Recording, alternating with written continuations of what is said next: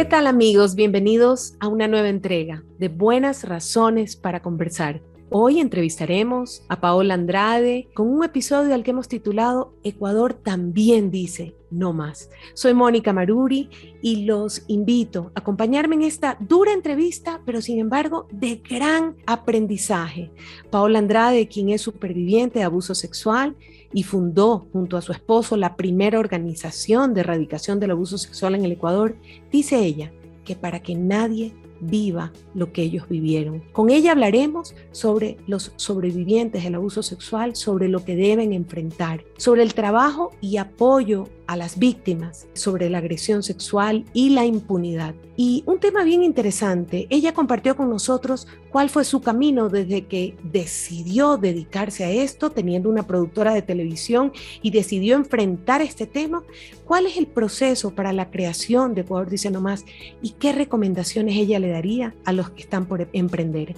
Y les quiero decir algo, aprendí con ella el significado de la palabra Satori, el despertar del propósito en la vida, que es aquello que le hizo darse cuenta que a esto se tenía que dedicar. Escuchémosla. Paola Andrade, invitada a Buenas Razones para Conversar, pero además una amiga muy querida de muchos años. Bienvenida, qué gusto tenerte, qué gusto poder tener este espacio para que conversemos y para que nos cuentes quién eres, qué haces, qué has hecho, de dónde vienes y a dónde vas, que probablemente es como lo más importante y lo que más marca o más nos demuestra de qué está hecha una persona. Cuéntame un poco, ¿de dónde vienes? Vengo de muchos años de sufrimiento, creo, de haber sido víctima de abuso sexual. Y luego de encontrar un hombre que vivió lo mismo que yo, y casarme con ese hombre y construir una familia. Y tener que lidiar con todas estas secuelas sin ninguna referencia. Yo creo que si hay algo que a mí me marca mucho es que cuando salimos con esta campaña en el 2016, la mayoría de medios, periodistas, personas que nos entrevistaban, nos preguntaban ¿por qué no hablaste? Y yo le decía porque no había ningún recurso, desde mi madre, mi abuela, la escuela, un libro, una serie, un póster, qué sé yo, una promoción en televisión, un artículo en revista, un afiche en la calle que me dijera que lo que me estaba pasando tenía un nombre y no debía pasar. Entonces, vengo de eso, de toda esa incertidumbre, de todo ese vacío, y luego de un trabajo realmente interno de autoayuda a través de libros, de leer mucho, de empezar a meditar para lograr un poco de silencio en mi mente, y que cuando hubiera un poco de silencio, lo primero que despertara fuera la curiosidad de qué es lo que me pasó, y googleara y me saliera que una de cada 4 niñas y uno de cada 6 niños en el mundo había vivido lo que Ricardo y yo habíamos vivido. Y entonces yo dije, ¿por qué la gente no está incendiando las calles? ¿Cómo es posible que la gente no esté peleando por esto?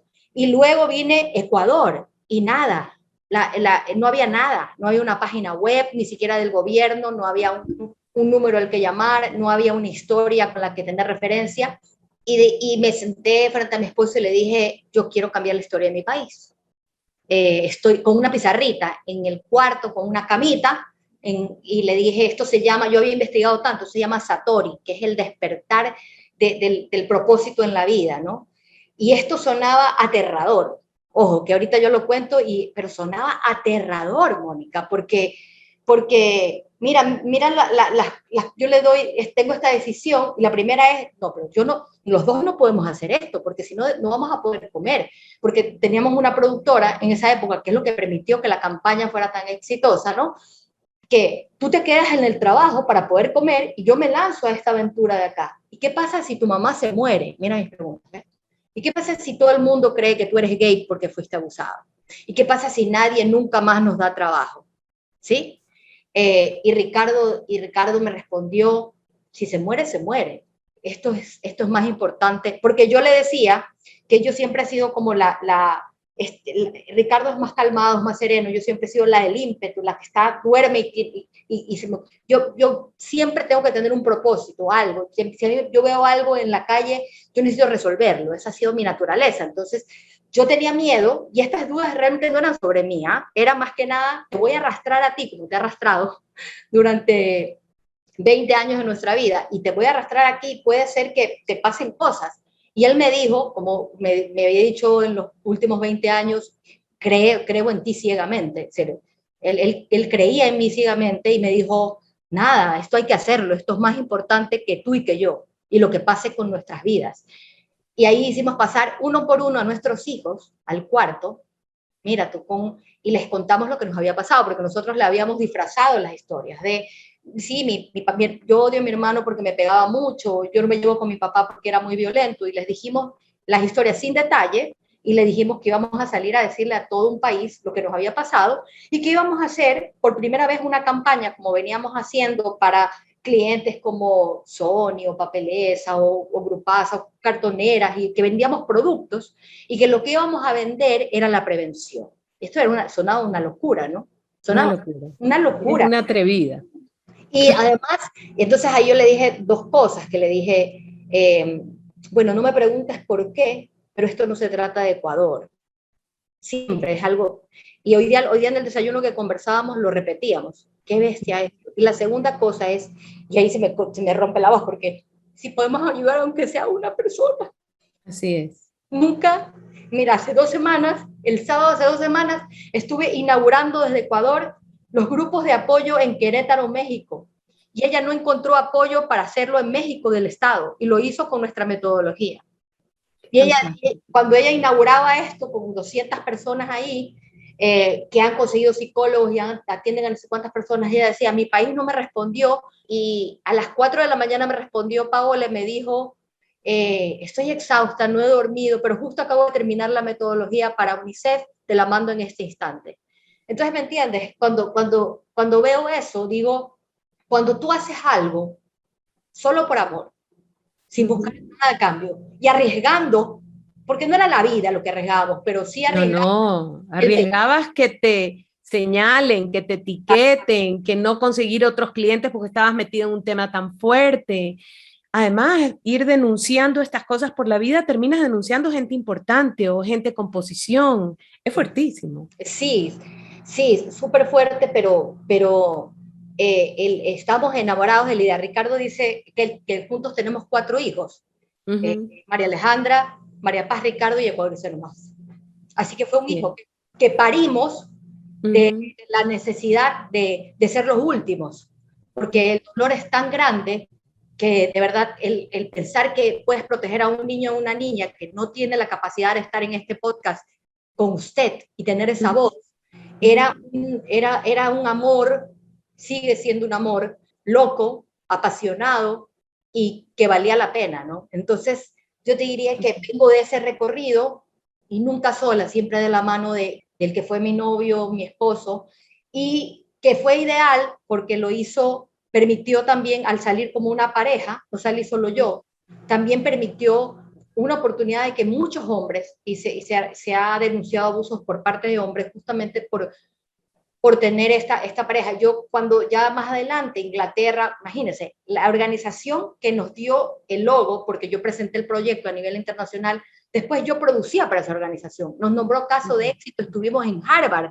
presentando esto. Y la organización decía que habían dos cosas puntuales que lo habían hecho que sea considerada tan potente. Tan potente. La primera era que 2 productores, comunicadores, hicieran la campaña, y la segunda, que fueran una pareja, porque permitía visibilizar realmente la brutalidad del daño contra el hombre y la mujer, aunque la mujer siempre es más vulnerable que el hombre, eso es importante decir, pero sin embargo, Lidia, vemos mucha violencia, mucho tema a nivel de hombres y no sabemos de dónde viene, o dependencia de alcohol o drogas, y esto es una explicación. Y es consecuencia de esas heridas psíquicas, psicológicas que están ahí en el fondo.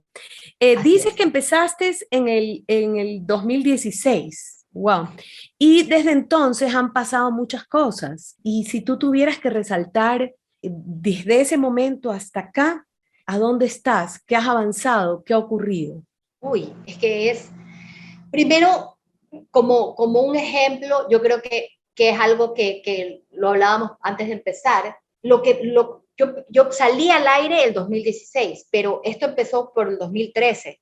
Entonces lo que yo hice es un benchmarking, que es un análisis de todo lo que pasa a nivel mundial, y eso es para si nos escuchan personas de otras organizaciones. Yo traducía al chino, al japonés, traducía al inglés, al alemán y ponía abuso sexual en muchos idiomas a través del traductor de Google al portugués y empecé a hacer una investigación que es lo que se llama diseño de pensamiento para saber qué había y qué no había en el mundo. Y ahí es cuando yo me doy cuenta de que había muchísima investigación en papel y había poquísimo material audiovisual y de fácil acceso a niñas, niños y adolescentes, ¿no?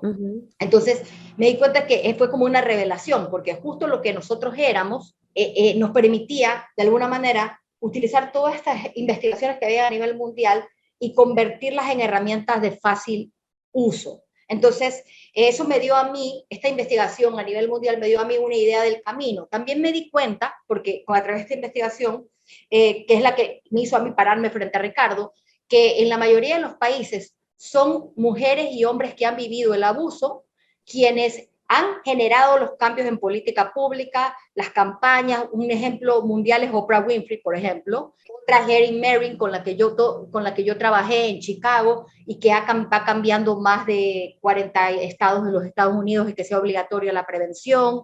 Bueno, hemos trabajado con supervivientes como Sebastián Cuatromo en Argentina, que ha cambiado las leyes también. Entonces, ahí es cuando yo veo a través de la investigación de que el planteamiento era una campaña en que los dos seamos protagonistas, que no es nada bonito, porque no es como ser protagonista de un artista ni nada, sino a través de revelar tu historia, ¿no? Entonces, esto es importante como citar lo que es previo al lanzamiento. Y de ahí, una de las cosas que a mí más me ha marcado es que cuando yo empecé a ver para atrás me di cuenta, Mónica, yo vaciaba un cuaderno a la semana. Imagínense un cuaderno entero.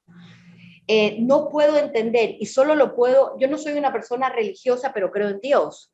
Y la única manera de poder explicar lo que hemos logrado es que ya no hay video que entre, porque si tal vez habría un video de 1 hora, ahorita estamos estamos con Ricardo con el anhelo de hacer un documental, de hacer una asociación con una productora y generar un documental, ¿no? Para contar esta historia y la historia también de nuestro matrimonio que estuvo a punto de romperse este último mes, que es interesante entender, ¿no?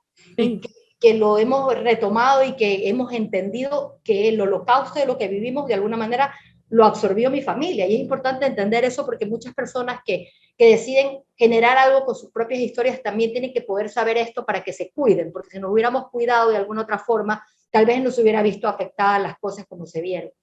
Pero es que, Paola, antes de hacerlo nunca sabes lo que va a pasar. No. Y entonces, y efectivamente, la manera en que lo has hecho tiene un costo emocional fuerte y me imagino que en el camino fuiste aprendiendo a protegerte y a proteger a los tuyos y eso no es en pasado. Vas a tener que seguir aprendiendo a protegerte y a proteger a los tuyos, a proteger a tus seres queridos y no solo a entregarte por todos los que lloran por ayuda. Exacto. Y yo creo que ahí viene un tema que son las secuelas del abuso sexual en un superviviente. Aquí es importante aclarar, víctima es una persona que está viviendo abuso, sobreviviente es una persona que ya no está viviendo abuso, pero que todavía lo ha contado. La diferencia entre víctima y sobreviviente es que lo habló, ¿sí? Pero sin embargo todavía está entre y superviviente, que es lo que nosotros nos consideramos una persona que le devuelve más a la vida de lo que la vida le dio. Cuando ya generas con eso un cambio social, ¿no? Pero cuando yo cuento esto de los cuadernos, porque no puedo explicar la velocidad en la que fuimos.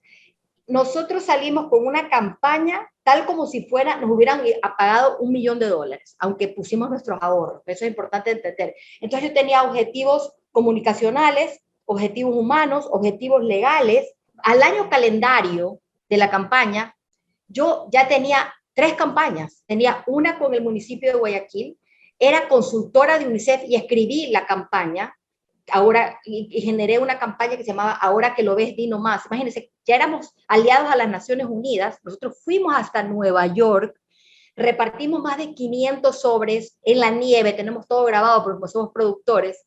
Mis hijos doblaban sobres en un cuarto chiquito de hotel sin presupuesto, y uno de esos sobres, porque ya para esa época, en un año teníamos grupos de apoyo, nosotros atendimos a más de 450 niñas, niños y adolescentes y todas sus familias en 3 ciudades del Ecuador, gratuitamente, y eso le llegó a Anthony Lake, el director de las Naciones Unidas, que escribió a Ecuador y le dijo, ¿cómo es posible que haya 2 sobrevivientes haciendo esto? Y UNICEF nos llamó y nos dijo, aliémonos.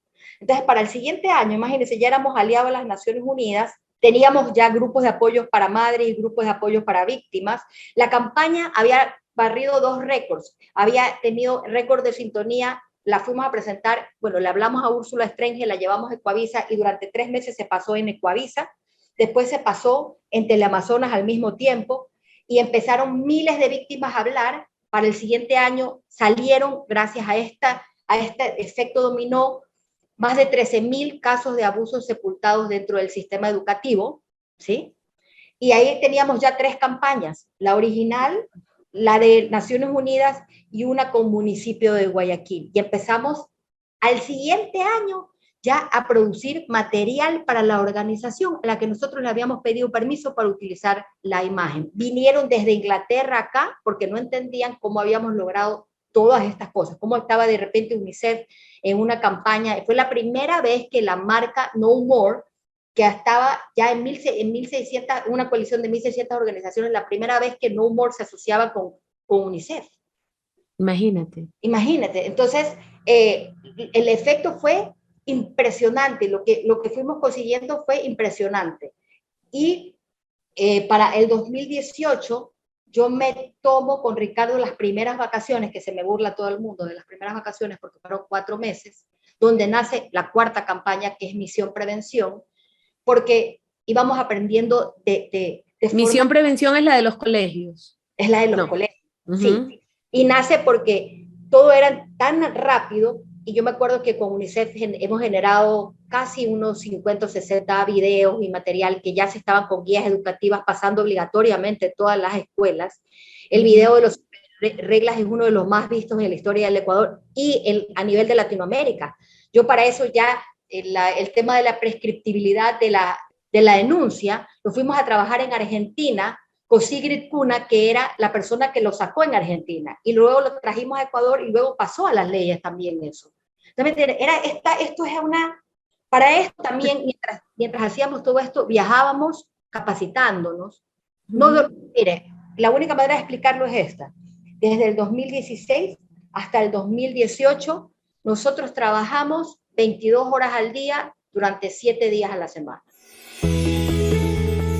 Hoy en Buenas Razones para Conversar estamos con Paola Andrade, fundadora de Ecuador Dice No Más. Con ella estamos hablando sobre el abuso sexual, sobre las víctimas del abuso sexual en Ecuador, sobre el proceso que Ecuador Dice No Más siguió y sobre las recomendaciones que ella le haría a familias, a personas que se dedican a esto y sobre todo a la sociedad. Continuamos.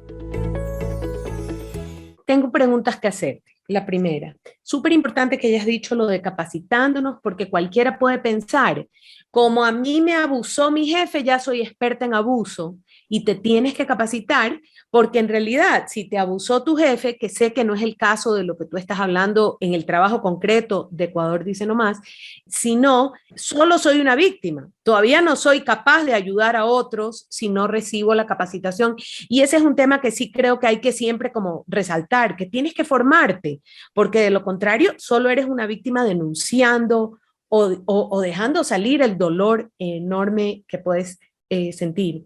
La otra cosa que has tocado el tema de cambiar leyes, pasa por como muchas cosas en el mundo que hemos visto, que si dispararon en un colegio había que cambiar leyes para que en los colegios no pueda entrar alguien con un arma, para que nunca más pase algo así. En el caso de ustedes, en Ecuador, ¿había que mejorar la legislación para proteger mejor a los niños o no hacía falta?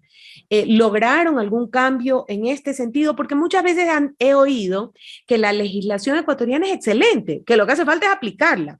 No sé si ese era el caso de lo que encontraste o si había insuficiencia de normas legales para proteger a los niños, niñas y adolescentes. Sí, sobre la primera, yo creo que es importante siempre saber que uno tiene que dejar una huella de excelencia en la vida en lo que uno haga, ¿sí?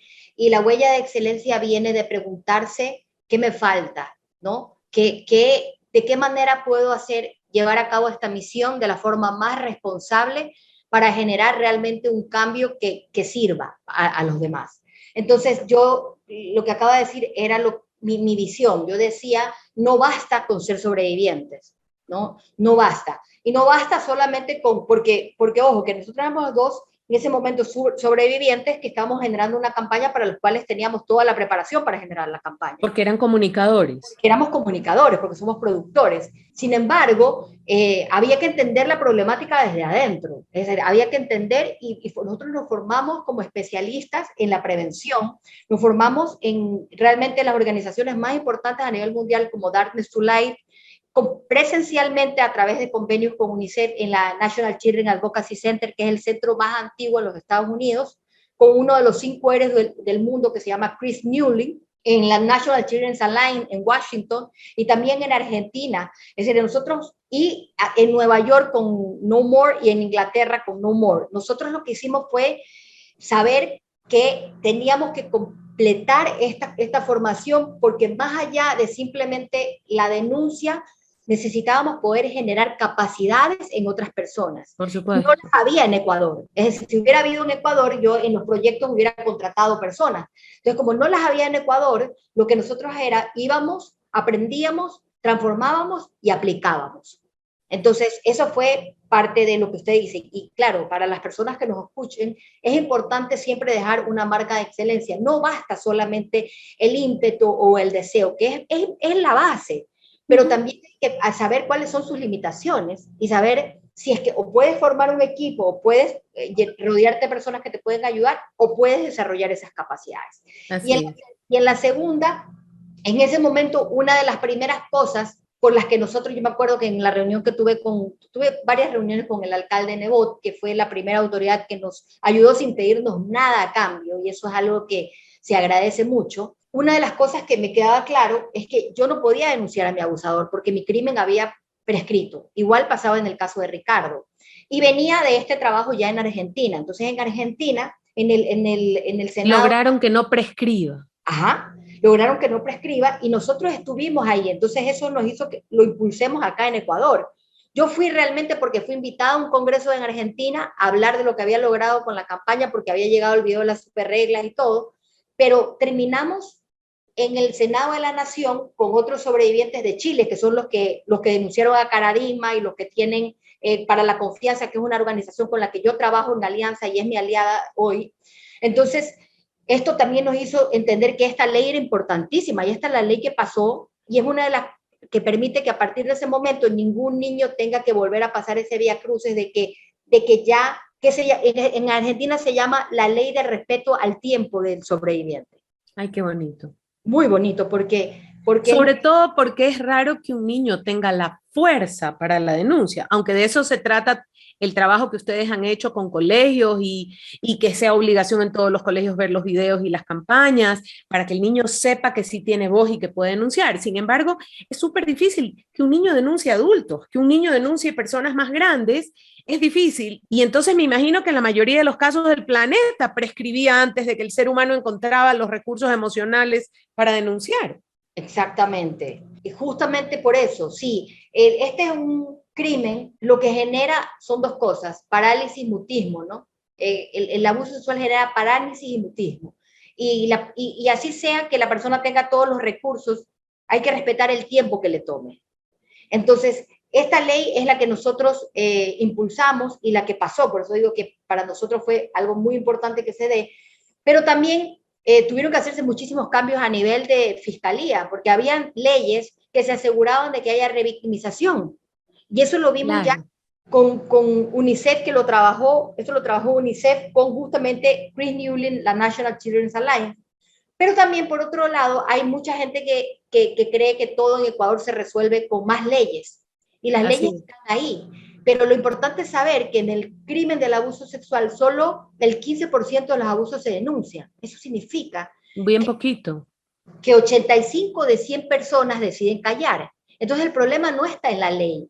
El problema está en cambiar las creencias que sostienen las normas y que amparan el comportamiento de la gente que decide ponerse del lado del agresor, justamente para proteger el prestigio de la institución, llámese esta familia, llámese esta iglesia, cualquiera que ésta sea, escuela, etcétera, ¿no? Entonces sí, es interesante entender que ahí nos dimos cuenta de que no se trataba solamente del tema políticas públicas y que hay otras organizaciones como UNICEF impulsando políticas públicas y que nuestra posición era en cambiar estas creencias a través de campañas y herramientas que permitan generar adultos entrenados capaces de criar niños que no sean abusados y niñas que no sean abusadas. Pensaba, es un ejemplo que no es de Ecuador, pero que es enorme y es gravísimo, el del médico de las gimnastas olímpicas de Estados Unidos, que pudo abusar durante decenas de años y qué más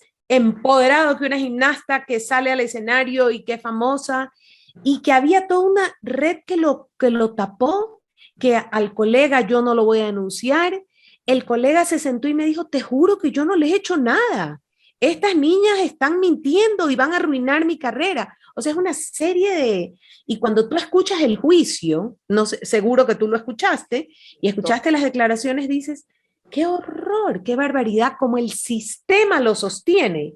¿Qué es lo que tú estás diciendo? No necesariamente hablamos de leyes, sino de una serie de lealtades entre los adultos, de sistemas de lealtades y de sistemas de confianza y de defender el statu quo y de proteger la imagen de la institución, que es fuertísimo y que se hace a costa del niño.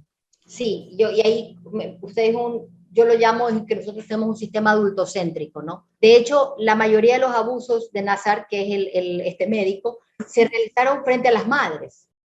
Pero una madre es incapaz de cuestionar lo que está haciendo un médico con su hija, así sea inapropiado, y frente a ella, porque, porque simplemente el abuso sexual se da siempre en una instancia de asimetría de poder.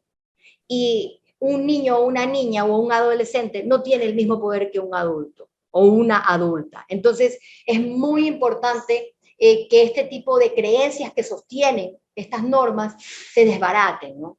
Y también, yo siempre cuento mi historia, porque yo digo, yo siempre he sido, como la gente me escuchará, a ver, yo era la directora de campaña del colegio, ganamos la campaña en quinto y en sexto curso, había ganado premio de oratoria, había ganado premios mis escritos salían en el periódico, hablaba hasta por los codos, y no se trataba de no ser empoderada o no hablar, se trataba de no poder elaborar, porque no hay palabras para nombrar lo que te está pasando, simplemente porque no existe una cultura de autoprotección y porque como el tema de la sexualidad es un tabú, es un tema que no se habla.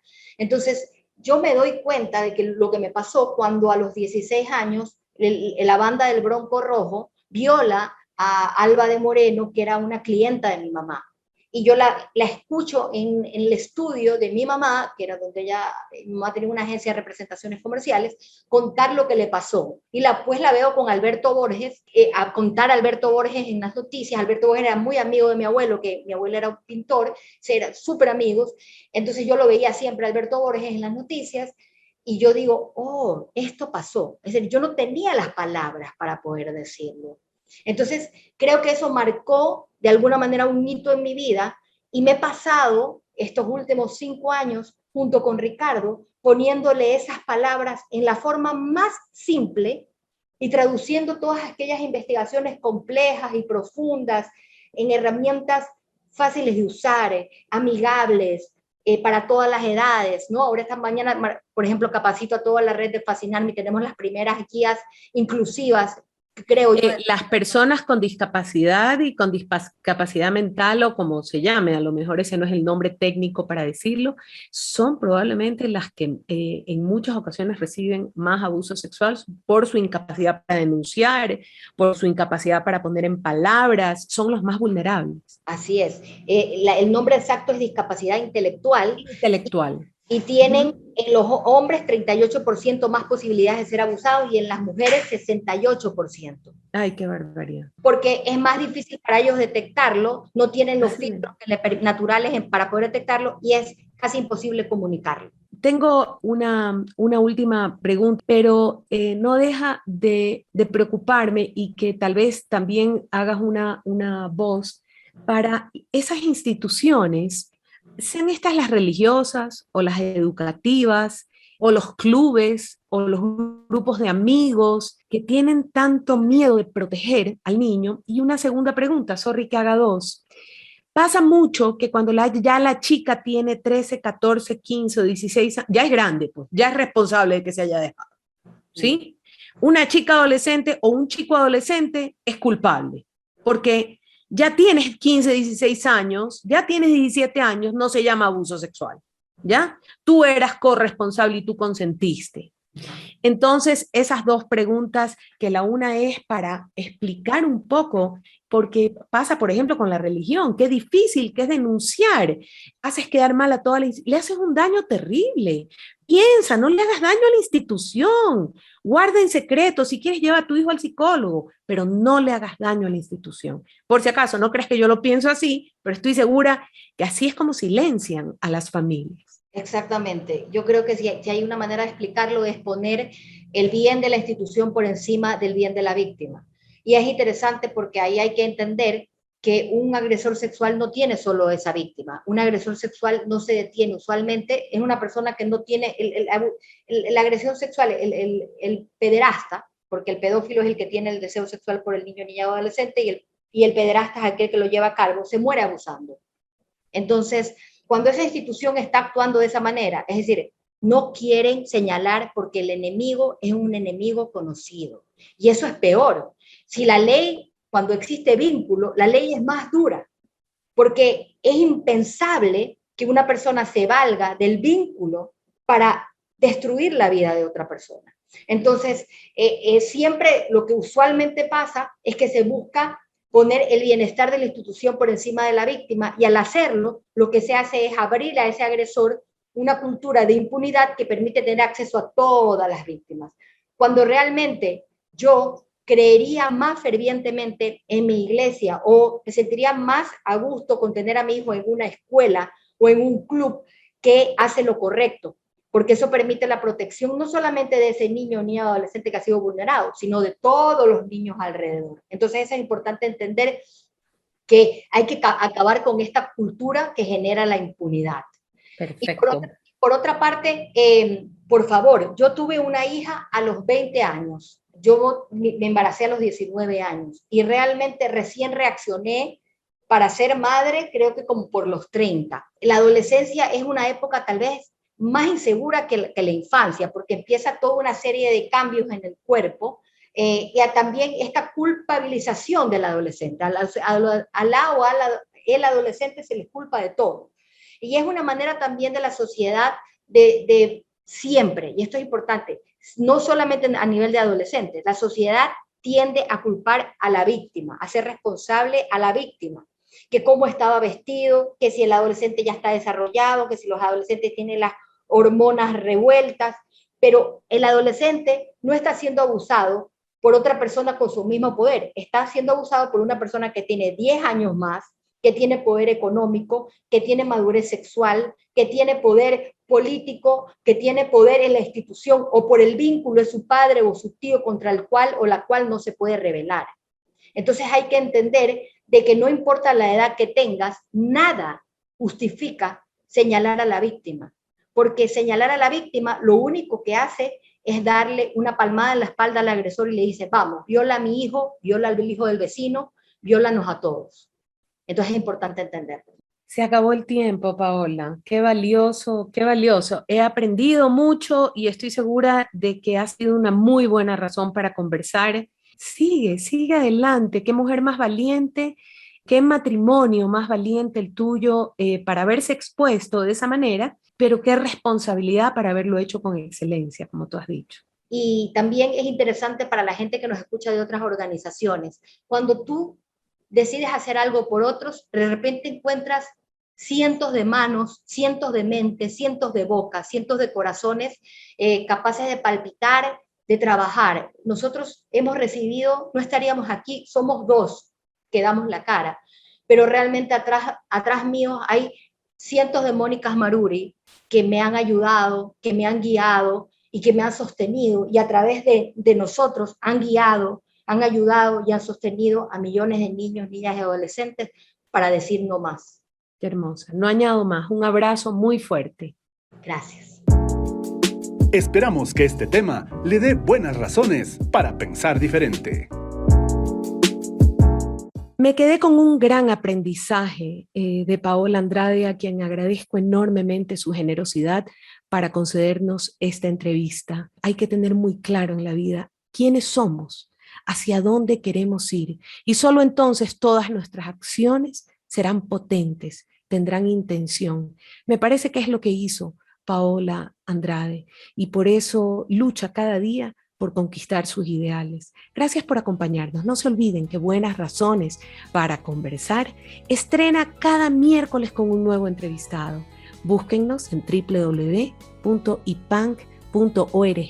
o en nuestras redes sociales. Solo digiten @cabipanc en Facebook, Twitter e Instagram. Soy Mónica Maruri y los espero el próximo miércoles en Buenas Razones para Conversar. Los esperamos en una siguiente entrega porque siempre habrán buenas razones para escuchar a nuestros invitados. Buenas razones para conversar. Buenas razones para conversar. Un podcast del Instituto Iberoamericano del Patrimonio Natural y Cultural IPANC de la Organización del Convenio Andrés Bello.